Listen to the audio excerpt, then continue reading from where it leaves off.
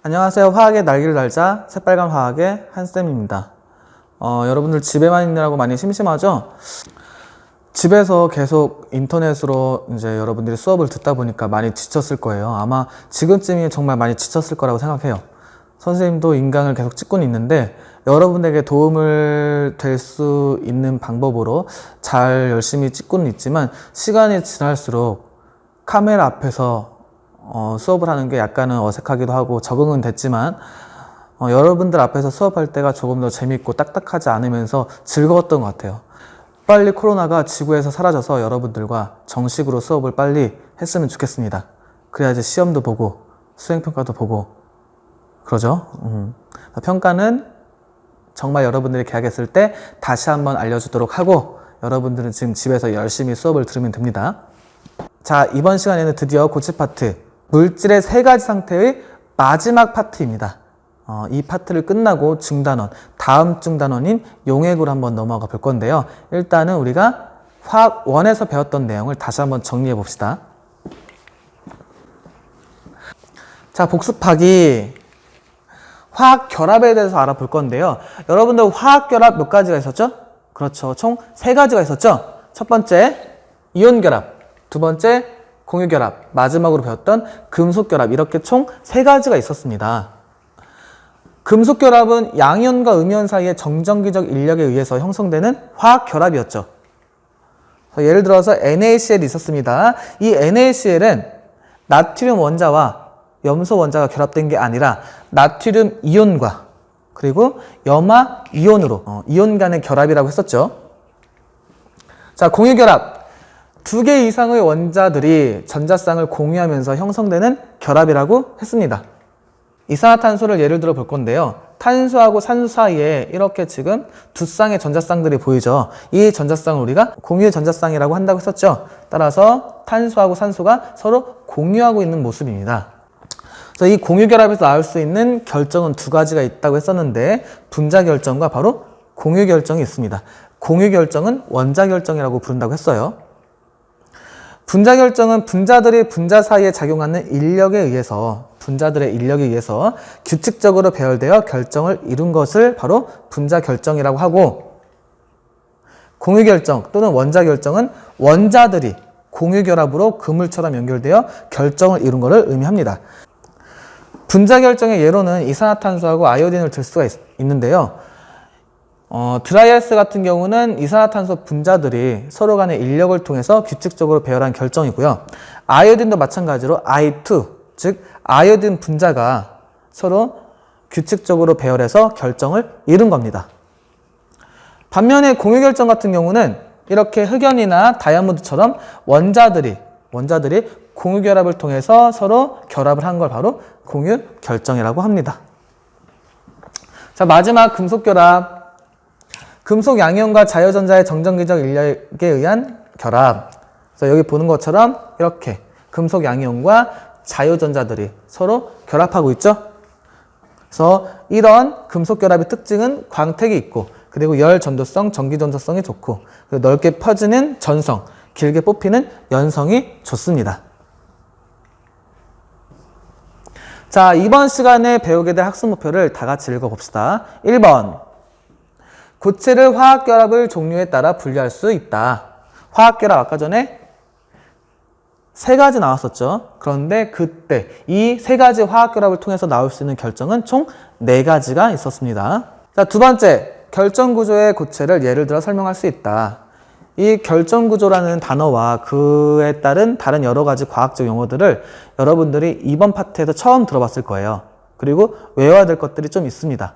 차근차근 선생님과 강의를 통해서 여러분들이 확실하게 외우고 넘어갈 수 있도록 합시다.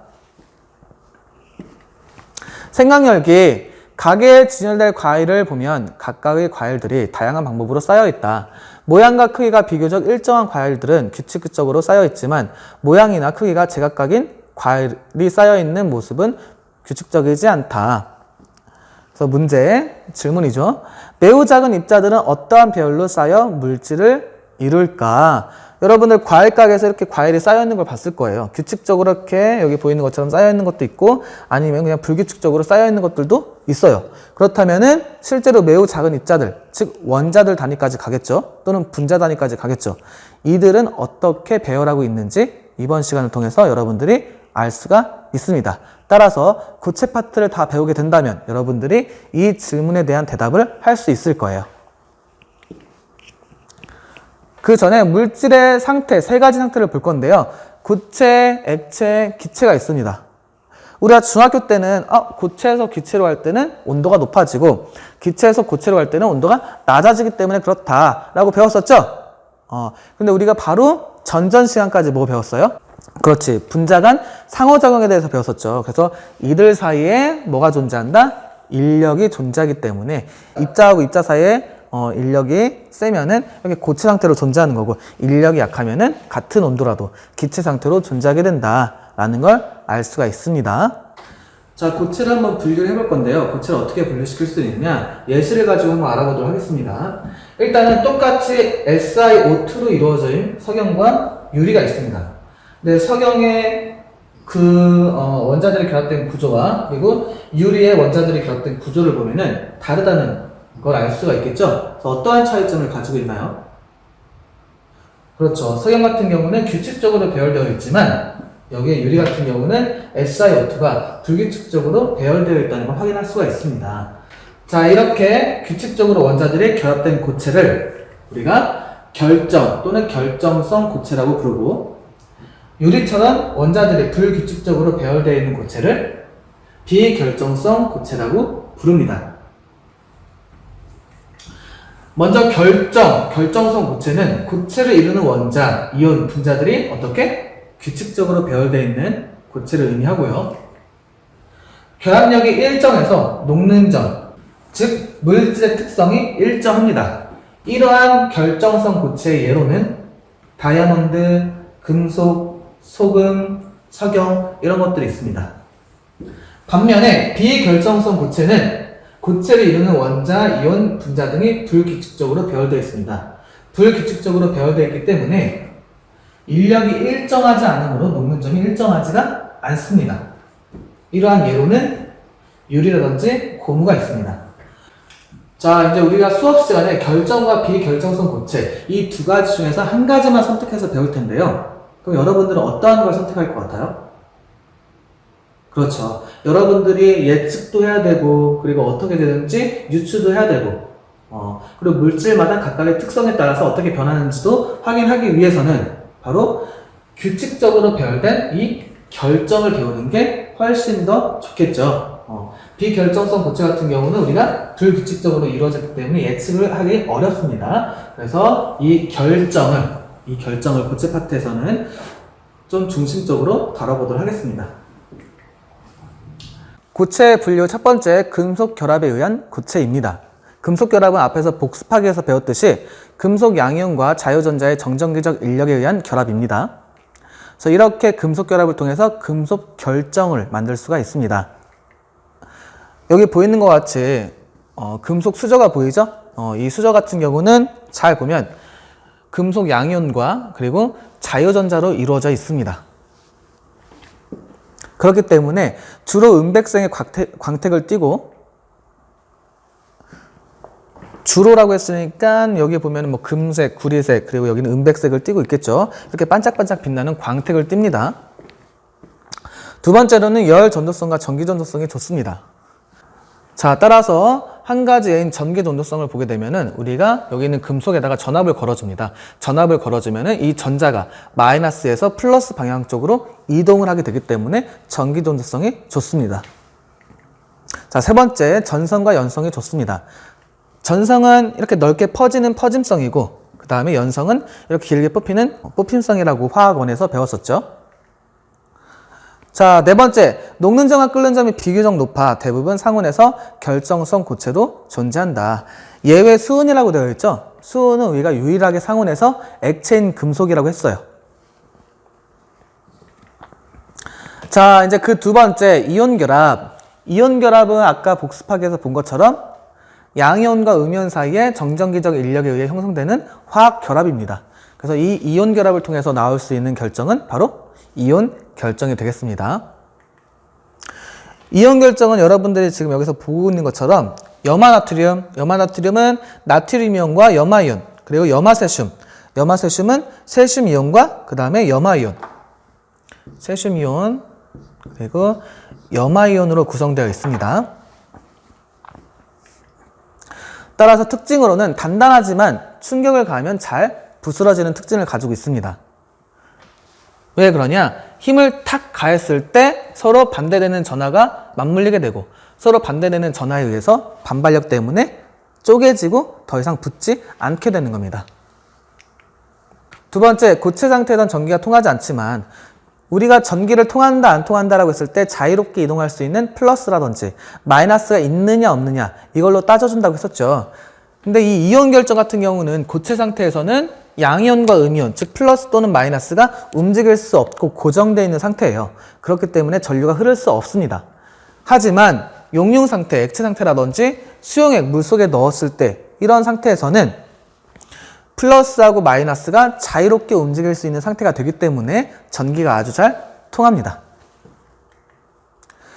자, 극성용매인 물의 대부분 용해된다. 여기 잘 보면은 염화나트륨을 넣게 되면은 물 분자가 나트륨 이온은 플러스 양이온이죠. 그렇기 때문에 마이너스인 부분 전하를 띠는 산소 방향으로 나트륨 이온을 감싸서 떨어뜨리고, 그리고 염화이온 같은 경우는 음이온이죠. 부분적인 양전하를 띠는 수소가 염화이온 방향으로 둘러싼 다음에 떼어냅니다. 그래서 물에 잘 녹습니다. 상온에서 대부분 고체, 녹는 점과 끓는 점이 대체로 높다. 자, 양이온과 음이온 사이에 아주 강한 정전기적 인력으로 이루어졌기 때문에 상온에서 거의 소금 같은 경우는 고체 상태로 존재하죠. 상온에서. 그렇다는 것은 녹는 점과 끓는 점이 높다는 걸 의미해요. 자, 세 번째 공유결합. 두 개 이상의 원자들이 전자쌍을 공유하면서 형성되는 결합입니다. 그래서 공유결합을 통해서 나올 수 있는 것은 바로 분자결정, 그리고 원자결정 또는 공유결정, 이렇게 두 가지의 물질이 나올 수가 있습니다. 분자결정은 분자들이 분자 사이에 작용하는 인력에 의해서 규칙적으로 배열되어 결정을 이루는 것. 그래서 중요한 것은 바로 인력에 의해서 결정을 이룬다는 게 중요합니다. 따라서 이러한 결정의 예로는 이산화탄소, 드라이 아이스죠. 고체로는 아이오딘, 얼음 이런 것들이 있습니다. 따라서 이들 분자하고 분자 사이, 선생님이 지금 빨간색 화살표로 표시하고 있는 부분, 이게 모두 다 인력에 의해서 결합되는 거예요. 자, 분자 간 힘은 공유결합이나 이온결합, 금속결합보다 결합력이 어떻다? 약하다. 왜 그러냐? 얘 같은 경우는 우리가 그냥 단순하게 인력에 의해서 결합을 하고 있는 거죠. 이 이산화탄소 내부는 공유결합이에요. 우리가 신체로 따진다면은 선생님 지금 이 주먹과 몸통 연결되는 이 부분은 공유결합. 옆에 한 사람이 더 있다면 다른 사람과 손을 잡는 거, 이게 바로 인력이라고 생각하면 됩니다. 그럼 팔을 자르는 것보다 이 두 손 잡고 있는 이 부분을 자르는 게 더 쉽게 자를 수 있죠? 이렇게 떼어내는 게 더 쉽게 떼어낼 수 있습니다. 따라서 여기는 공유결합보다 손을 잡고 있는 인력이 더 약하다라고 할 수가 있습니다. 일반적으로 끓는 점, 녹는 점이 낮고, 왜? 인력으로만 결정을 이루기 때문에. 따라서 승화성 물질도 존재한다. 여기 있는 승화성 물질이라는 것은 승화, 고체에서 기체가 되거나 기체에서 고체가 되는 걸 의미해요. 그래서 이산화탄소 같은 경우는 액체를 거치지 않고 바로 뭐가 됩니까? 기체가 되죠? 그런 거를 승화성 물질이라고 합니다. 아이오딘도 마찬가지예요. 그리고 한 가지 더 예로는 나프탈렌을 들 수가 있겠죠. 자, 세 번째, 고체나 액체 상태에서 전기 dondo성이 없다. 대부분의 분자 결정 같은 경우는 이 분자 상태로 있기 때문에 액체나 고체 상태에서 전기 dondo성이 없습니다. 자, 이제 원자 결정을 봅시다. 원자들이 모두 공유결합으로 그물처럼 연결되어 결정을 이룬 것. 여기는 분자 결정 같은 경우 인력이라고 했다면 원자 결정은 인력이 아니라, 즉 분자 사이의 힘이 아니라 화학 결합으로 결정을 이룬 겁니다. 당연히 원자 결정은 공유 결합으로 결정을 이루고 분자 결정은 분자 사이의 힘으로 결정을 이루기 때문에 누가 더 결합력이 단단할까요? 그렇죠. 원자 결정이 분자 결정보다는 훨씬 더 결합력이 단단하겠죠? 따라서 원자 결정의 예로는 다이아몬드, 흑연, 석영을 들 수가 있어요. 자, 선생님이 빨간색으로 표시하고 있는 부분이 각각의 원자들이 결정을 이룰 때 결합하는 방법인데 이 빨간색이 바로 공유 결합입니다. 자, 이 분자 결정의 인력보다 훨씬 더 센 결합이라고 생각해주면 됩니다. 자, 특징으로는 원자들이 3차원적으로 연결되어 그물 구조를 이루는 결정이다. 일반적으로 전기가 통하지 않으면 녹는 점이 매우 높다. 대부분 전기 전도성이 없다. 일반적으로 전기 전도성이 없고 또는 전기가 잘 통하지 않는데 예외가 있어요. 자, 예외가 흑연이라고 쓰여 있습니다. 그렇다면 우리가 탄소를 한번 파악을 한 다음에 다이아몬드와 흑연에서의 전기 전도성을 알아볼 거예요. 흑연의 경우는 원자과 전자가 이렇게 네 쌍이죠? 따라서 결합을 몇 개로 할 수 있어요? 최대? 네 쌍의 공유 결합을 할 수가 있습니다. 다이아몬드 같은 경우는 탄소 한 개당 공유 전자쌍이 4쌍 있어요. 따라서 완벽하게 옥텟 규칙을 만족하기 때문에 얘는 남는 전자가 없어서 전기 전도성이 있다 없다? 그렇죠. 전기 전도성이 없습니다. 반면에 흑연을 보세요. 흑연은 중심 원자를 기점으로 공유 전자쌍이 몇 쌍 있어요? 3쌍만 있죠? 그렇다는 거는 이런 식으로 3쌍만 공유 전자쌍을 이루고 전자 나머지 하나는 공유 전자쌍을 이루지 않고 자유롭게 이동 가능하다는 걸 의미합니다. 따라서 여기에 전자들이 탄소 한 개당 전자 하나씩의 자유전자를 지니고 있습니다. 그렇기 때문에 자유롭게 이동할 수 있는 마이너스가 존재해서 전기가 잘 통할 수 있게 되는 겁니다. 그래서 이런 것들이 바로 예외라고 할 수가 있습니다. 흑연 말고도 그래핀이라든지 탄소 나노튜브 이런 것들이 있습니다. 화학 결합에 따른 결정의 종류와 특징을 한번 정리해 봅시다. 일단 첫 번째 금속 결정. 금속 결정 같은 경우는 구성하는 입자는 바로 금속 원자. 결합력은 금속 결합. 녹는 점은 높다고 했죠? 상온에서 어떠한 상태라고 했어요? 상온에서 수은을 제외하고 대부분 고체 상태라고 했습니다. 그렇기 때문에 녹는 점이 매우 높아요. 예로는 철, 금, 은, 나트륨이 있어요. 전기 전도성을 알아봅시다. 고체일 때 전기가 통할까요? 안 통할까요? 통한다면 왜 통할까요? 그렇죠. 자유전자가 있기 때문에 자유롭게 이동할 수 있는 마이너스가 있기 때문에 전기가 잘 통하죠? 액체 상태도 마찬가지로 당연히 전기가 잘 통하게 됩니다. 자, 이온 결정. 이온 결정을 구성하는 입자는 양이온과 음이온. 그리고 이온 결정은 이온 결합력. 그리고 녹는 점은 높다. 보통 이온 결정도 마찬가지로 상온에서 고체 상태로 존재하죠? 그렇기 때문에 녹는 점이 어떻다? 매우 높을 수밖에 없습니다. 그 예로는 염화나트륨과 염화세슘이 있어요. 고체 상태는 전기가 통한다, 안 통한다? 안 통한다. 왜? 자유롭게 이동할 수 있는 플러스나 마이너스가 없기 때문에. 자, 액체 상태에서는 그렇죠. 양이온과 음이온이 자유롭게 이동할 수 있기 때문에 전기가 잘 통한다고 했습니다. 자, 이번엔 공유 결정을 봅시다. 구성하고 공유 결정 또는 원자 결정이라고 부른다고 했죠. 구성 입자는 원자, 결합력은 공유 결합, 녹는 점은 매우 높다. 다이아몬드와 흑연은 상온에서 고체로 존재하죠. 그렇기 때문에 우리가 녹는 점이 매우 높다라고 할 수가 있습니다. 자, 예를 들어 봅시다. 고체 상태에서 전기가 통한다, 안 통한다? 통하지 않는다. 액체 상태에서도 전기가 통하지 않는다. 하지만 예외가 있었죠. 누구? 바로 흑연이었죠.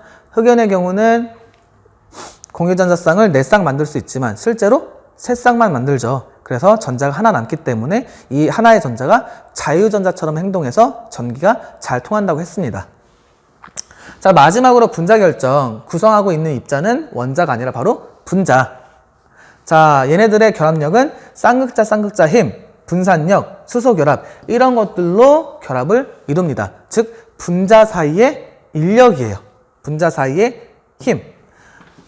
금속 결정, 이온 결정, 공유 결정 또는 원자 결정 얘네들은 화학 결합으로 결합을 한다면 분자 결정은 화학 결합보다 훨씬 약한 분자 사이의 힘으로 결합을 하기 때문에 얘네들은 녹는 점이 어떻다? 낮을 수밖에 없습니다.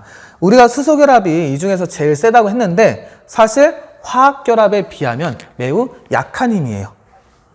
그래서 예로는 얼음이라든지 드라이아이스가 있습니다. 얼음이나 드라이아이스는 상온에서 고체 상태로 존재하지 않죠. 그래서 분자 결정은 대부분 고체에서 전기 전도성이 없고 액체에서 마찬가지로 전기 전도성이 없습니다.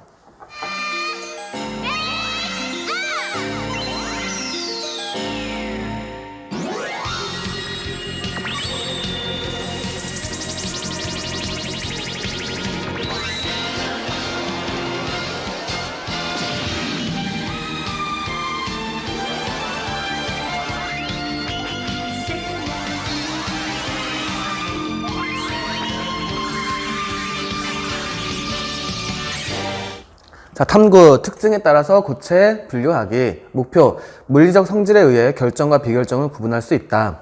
결정은 규칙적으로 배열된 거고 비결정은 불규칙적으로 배열된 거라고 했었죠. 과정, 표는 몇 가지 물질의 구성, 입자, 배열, 녹는 점, 밀도를 나타낸 것이다.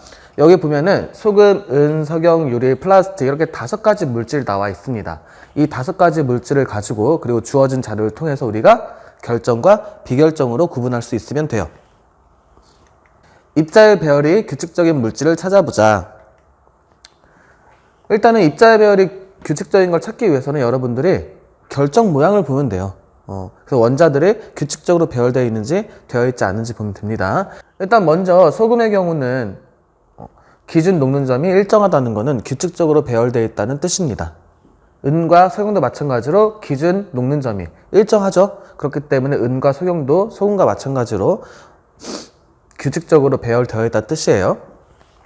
하지만 유리와 플라스틱 같은 경우는 기준 녹는 점이 일정하지 않아요. 기준 녹는 점이 일정하지 않다는 건 배열 자체가 규칙적이지 않다. 즉 불규칙적으로 원자들이 배열되어 있다는 걸 의미합니다. 입자의 배열이 규칙적인 물질은 소금, 은, 석영입니다. 두 번째, 입자 배열이 불규칙한 물질의 녹는 점과 밀도가 일정하지 않은 까닭을 한번 토의해보자. 왜 일정하지 않을까요? 그렇죠.